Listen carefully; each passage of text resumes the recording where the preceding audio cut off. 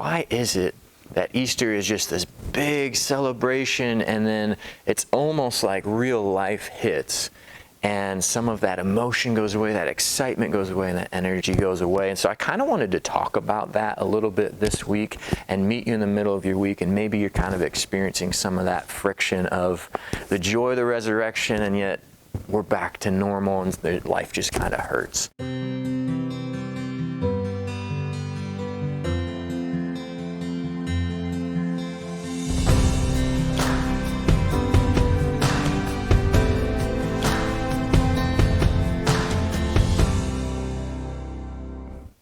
Hey Grace family, and welcome back to another midweek check-in. So I want to start off this week just by saying thank you to you. Thank you for coming out last Sunday, for celebrating Easter, for inviting friends and family, and just focusing in on the resurrection of Jesus Christ.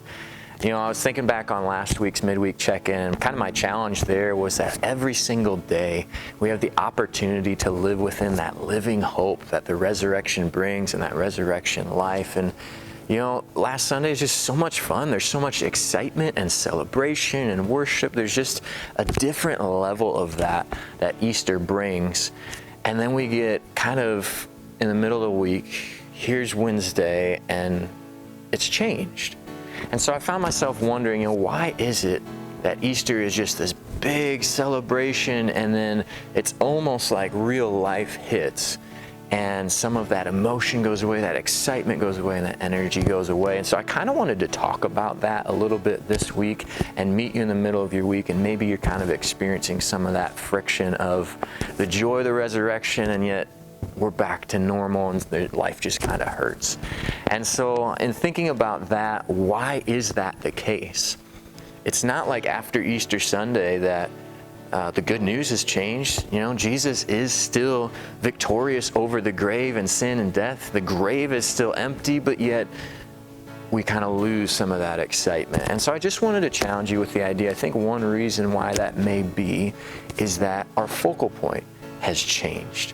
When Resurrection Sunday is here, it's like we are focusing on Jesus, we're focusing on the resurrection, we're focusing on the victory, and that just brings about that natural worship. But then when we get into the middle of the week, maybe our focal point has shifted away from Jesus and the victory that He extends to us, and it's shifted more on the storms of life.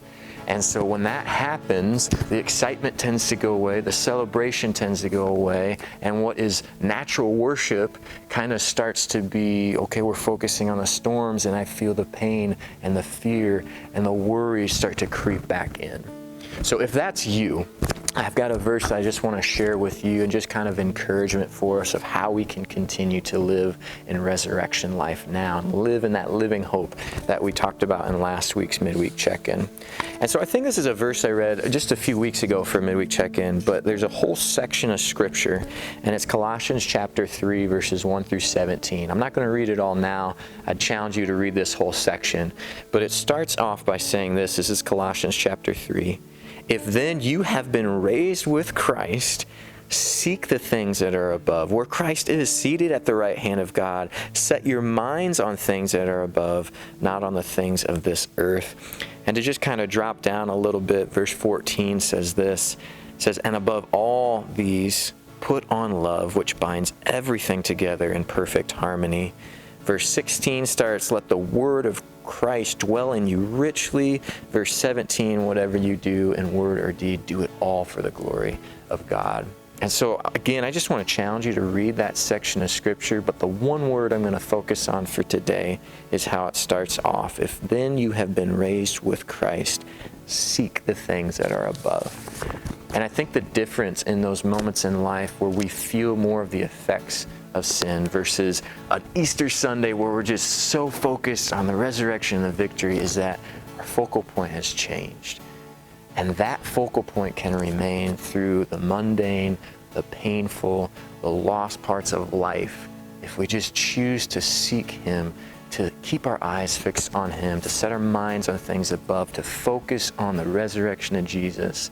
Then that can bring with it a natural worship that follows through in any moment, in any part of life. So that's my encouragement to you. Read through that, think through those things, try to stay focused on Him and seek Him in every part of every day.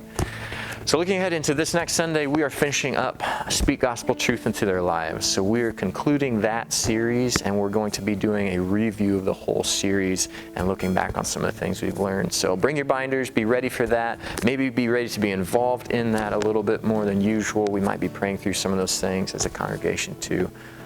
So bring that, and we will look forward to seeing you this Sunday at 9 a.m.